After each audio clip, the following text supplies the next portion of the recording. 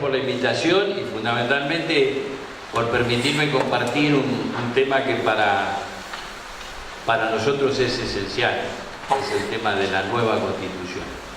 Yo puedo hacer algunas reflexiones como trabajador y como miembro de una organización sindical que en cierto modo tiene un espacio de representatividad o intenta construir un espacio de poder también. Y tal vez lo más rico que tenemos nosotros lo tenemos que sacar de nuestra propia historia. Desarrollar en profundidad la historia no lo vamos a poder hacer, como bien decía Cholvi acá, en este corto tiempo. Pero por ahí yo quiero dividir en tres tiempos, digamos, ¿no? Es decir, un primer tiempo que digo, bueno, si yo hablo en nombre de una organización sindical, tengo conciencia que no estaría sentado acá si no hubiera habido 50 tipógrafos que crearon la Sociedad Tipográfica Bonaerense hace 161 años. Y que en esa organización había principios. Por ejemplo, se creaba para practicar la ayuda mutua, que es el principio del bien común.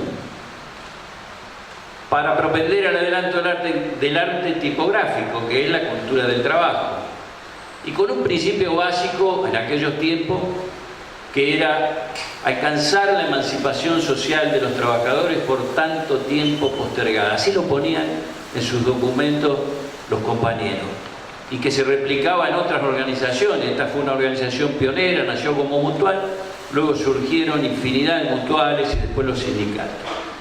Bueno, 1857, hacía 4 años que teníamos esa Constitución de 1853, una Constitución que planteaba la propiedad es inviolable y un pensamiento de Alberti que lo expresaba y lo escribía, en donde decía que la garantía del trabajo era impracticable. Si es impracticable porque es como garantizarle a un abogado siempre un cliente, o a un enfermo a un médico, o a un mal cómico a un gran auditorio. Esa era más o menos la visión que se tenía. Y también que, por ejemplo, por la Constitución el salario es libre, pero el costo del salario lo determinan las leyes del mercado. Es decir, y en eso y sobre eso estamos viviendo hoy.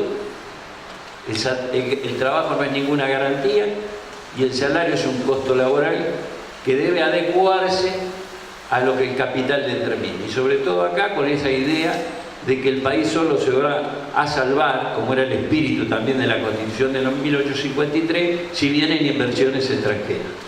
Porque ni siquiera nos planteamos esa cuestión que sobre el trabajo y la riqueza nacional generamos el capital nacional y el desarrollo nacional y el progreso de una sociedad. Bueno, por supuesto que esa idea de emancipación de los trabajadores no se pudo concretar y tardamos casi 100 años, y ahí voy al segundo periodo histórico, en empezar a construirla. Y se produce con un hecho de masa. 17 de octubre de 1945 permite abrir una etapa histórica que yo creo que es central, que nosotros volvamos permanentemente a esa, porque no solo no la superamos, sino que recurrentemente hemos retrocedido.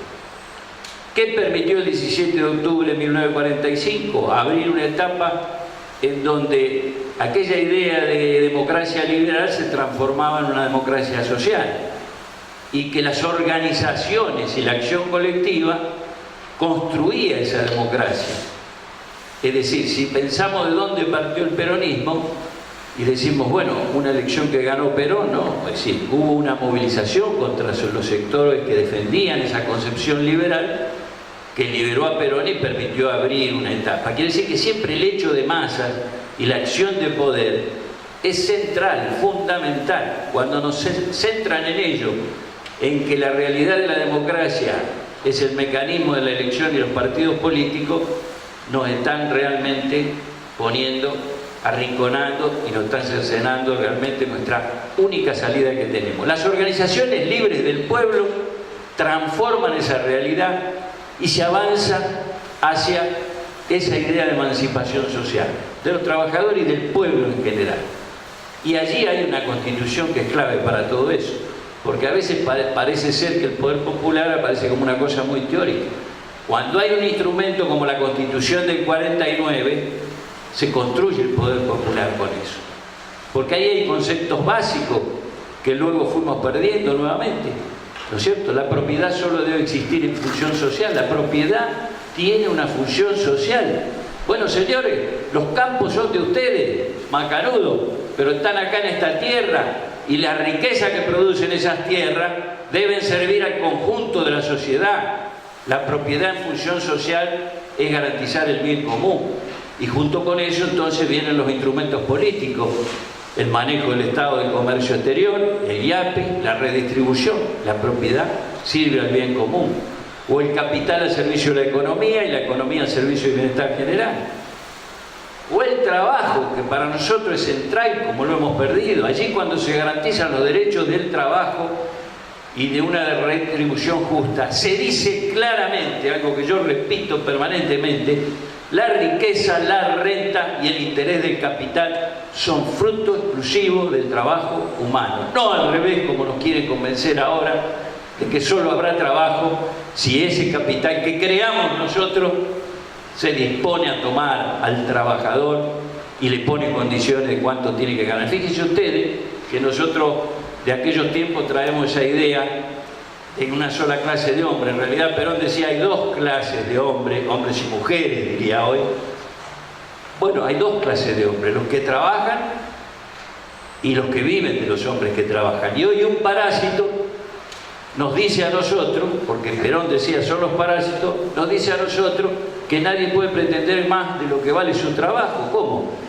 ¿De dónde sacó esas empresas, esas fábricas y todo lo demás? Si no hubiera tenido obreros que todos los días fueran a esas fábricas a hacer la producción. Ese parásito depende del trabajo nuestro. Entonces, ese concepto estaba tan arraigado en esa Constitución, pero hay que pensar que eso fue en los 200 años de nuestra historia, un breve periodo de 10 años de gobierno, de 7 años a lo sumo de vigencia de esa Constitución. Y el tercer tiempo histórico es el actual. El extremismo capitalista, terrorista financiero, es decir, esa es la expresión del sistema, el terrorismo financiero, desvaloriza y hasta desprecia el trabajo. Esta es la realidad. La democracia la desvirtúan, la condicionan y la manipulan, porque simplemente la remiten a la posibilidad del derecho de ir a votar una vez cada 2 años. Y lo que es más grave es que hoy pretenden imponer la soberanía de las corporaciones a la soberanía de las naciones y con eso determinar el destino de los pueblos. Esa es la realidad que vivimos. Ahora, ¿cómo revertimos esa realidad si no construimos poder popular? Y esta es la clave. Para nosotros, experiencia histórica de construcción de poder popular es organización del pueblo. Es el pueblo participando. Hoy, por supuesto que yo no puedo desarrollar los puntos de lo que sería una constitución y tenemos acá brillantes compañeros y compañeras que vienen trabajando el tema hace rato, pero digo, una de las cosas que me parece que no vamos a poder obviar en la discusión es qué es lo que reemplaza hoy como sostén de los proyectos oligárquicos en esta falsa democracia, qué es lo que sostiene a los proyectos de la oligarquía hoy. Y fíjense ustedes, si en la Constitución no volvemos hacia la idea del rol del capital, la propiedad y el trabajo, nos va a faltar un elemento central. Si no vamos hacia una cuestión nueva, que es los medios de comunicación como derecho humano, incluidos constitucionalmente, vamos a discutir, vamos a hacer asamblea como hicimos, ley de medios, lo demás, pero nos va a quedar todo en el aire. Tenemos que introducir ese tema. Y el tercer factor, que yo no sé cómo hay que hacerlo, pero es el tema de que ese poder, como dijo Cristina, que viene de aquel sentido monárquico, el poder judicial, es fundamental. Porque con esos aspectos, la concentración del capital, los medios de comunicación y la manipulación del poder judicial, hoy condiciona cualquier tipo, ya no de democracia, digo, hasta de expresión popular. A Lula no lo dejaron ser presidente. Ni siquiera pudieron presentarse en una elección. Entonces, creo que como idea central en la Constitución tienen que estar esos tres temas en debate hoy. Y para remitirme, digamos, como ajustándome a lo que plantea el panel, acá decía nueva constitución, método de obtenerla. Primer tema, método de obtenerla. Primero que en la resistencia y en nuestra construcción de organización del pueblo tenemos que incorporar el tema de una nueva constitución como tema central. Así como planteamos el tema de la deuda externa, como planteamos todo lo externo. Es tema central.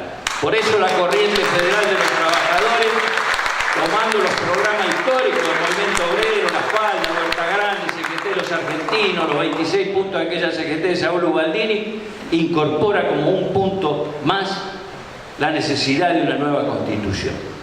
Ese tema es central. Segundo, para obtenerla, de que todas las organizaciones en su lucha, en su resistencia, incorporen esta cuestión y que vayamos construyendo en esta necesidad imperiosa de frente de sectores nacionales y populares, que sea, sin menospreciar las alianzas políticas, sea superador de las alianzas políticas, porque se construye sobre la lucha cotidiana en defensa de los intereses de la mayoría, que son totalmente opuestos a los del neoliberalismo.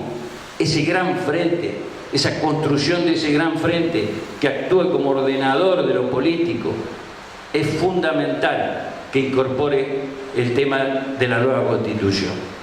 Nuevo modelo de representación. Digo yo, bueno, a mí me gustaría, sin devalorizar los partidos políticos, que hubiera algún mecanismo que controle la ética política, porque resulta que acá nosotros estamos viviendo en el Parlamento que llegan con un programa, llegan con unas ideas y después terminan apoyando todo lo contrario. Entonces tiene que haber algún mecanismo que marque la ética de esos representantes del pueblo, en ese condicionante que tiene la vieja Constitución, que es que el pueblo no gobierna ni delega, sino a través de los representantes. Eso hay que replanteárselo, porque nosotros tuvimos un pueblo siendo parte del gobierno y deliberando a través de sus organizaciones también, y tuvimos una constitución como fue la del Chaco en el año 51, que intentó avanzar en otra idea, que yo creo que esa es la evolución. La mitad se eligen por los partidos políticos y la otra mitad de los candidatos que van a una legislatura se eligen por medio de las organizaciones libres del pueblo, que están todos los días expuestas a la representatividad y a dar respuesta a la problemática que tiene el pueblo. Creo que cuando hablamos de nuevo modelo de representación tenemos que ir buscando eso. Y el tercer punto, nuevas instituciones del poder popular. Yo digo, en los periodos de dura resistencia es donde por ahí hacemos las mejores experiencias, aunque sea duro. El movimiento obrero tuvo los grandes programas que iban mucho más allá de la defensa de reivindicaciones laborales, porque habían vivido el proceso del peronismo y sabían que si no había una independencia económica y justicia, no había justicia social. Los tuvieron en la resistencia, en los peores momentos, casi en la clandestinidad, donde parecía lejana la posibilidad, como ahora, ¿no? A veces parece tan dificultoso que podemos dar vuelta a esto. Bueno, este es el momento. El neoliberalismo genera condiciones que nos demuestran cómo hay construcciones de poder, desde lo chiquito. Yo les puedo decir, en los 90 se cerraban empresas como se cierran ahora, y nosotros vivimos el proceso de empresas recuperadas por los trabajadores. Y aquellos empresarios que por ahí la habían abandonado, habían quebrado, se habían ido, parecía que esas empresas no podían funcionar más. Y resulta que los trabajadores la levantaron, la sacaron adelante, y cuando tuvimos un gobierno que reactivó el mercado interno y que fortaleció el cooperativismo, fueron creciendo. Quiere decir que, ¿qué comprobamos ahí? Que hay organización de los trabajadores que construyen poder popular como se pide. Si eso después proyectado como política de gobierno, hay que pensar en un fuerte sector de propiedad social, que es el que puede neutralizar el poder de los monopolios, los oligopolios y las concentraciones económicas. Y el otro tema, nosotros como experiencia sindical sabemos que un sindicato es fuerte, por lo menos una parte del sindicalismo. Hay otros que no necesitan organizar nada para abajo, no lo quieren, ¿no es cierto? Piensa que resuelven el problema de los trabajadores negociando un bono con el enemigo que nos está destruyendo. Es decir, le consiguen un bono hoy, pero mañana ese compañero está perdiendo el trabajo. Bueno, no hablo de ese sindicalismo, pero hablo de las organizaciones sindicales que saben que su fuerza está en la organización de base. Así como hay comisiones internas que hacen fuerte a un delegado, como que hay delegados, digamos, que son los que construyen la fuerza de una organización gremial, hay que pensar esto también en sentido territorial, en el sentido de los consejos comunitarios. Nosotros hablamos siempre de una comunidad organizada, pero el pueblo debe estar organizado. Los consejos comunales, consejos comunitarios, como se lo quiera llamar. Esto es clave, esto es central. Fíjense ustedes, ¿por qué tenemos 30.000 compañeros y compañeras desaparecidas? ¿Cuál era el principal obstáculo para avanzar sobre aquel proyecto neoliberal que empezó a arrasar con todo lo que nosotros habíamos construido como nación en el año 76? ¿Por qué 30.000? Porque el obstáculo era la organización del pueblo, en la fábrica, en los barrios, en las universidades. Por eso tenemos 30.000 compañeros y compañeras desaparecidas a los que siempre les rendimos homenaje.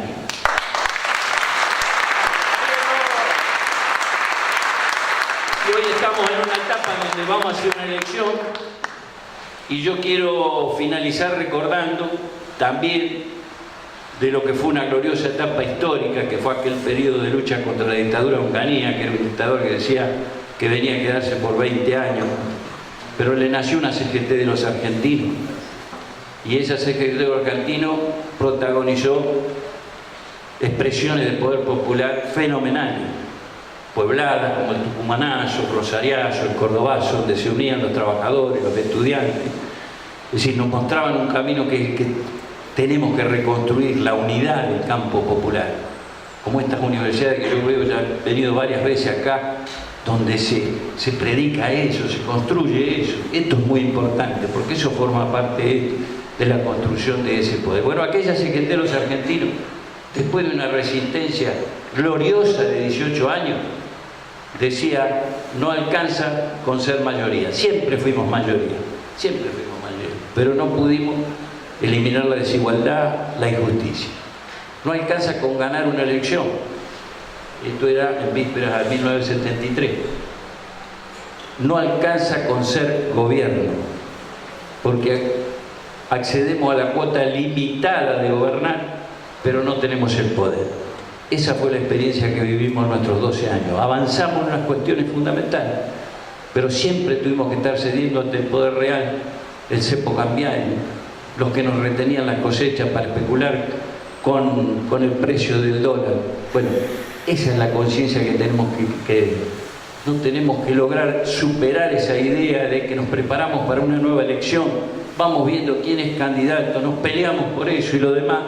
Hay que estar pensando en un momento tan difícil y tan duro como este, de que nosotros estamos convencidos que vamos a volver, pero hay que volver con esas banderas que construyan realmente el poder popular. No sirve volver si no controlamos el sistema financiero, no sirve volver si los puertos siguen en manos de las multinacionales, no sirve volver si no podemos controlar este hecho de que la deuda externa se puede hacer como se le dé la gana a cualquiera. Aquella CGT de los argentinos decía, hay que dejar de ser un pueblo gobernado y pasar a ser un pueblo gobernante. Gracias.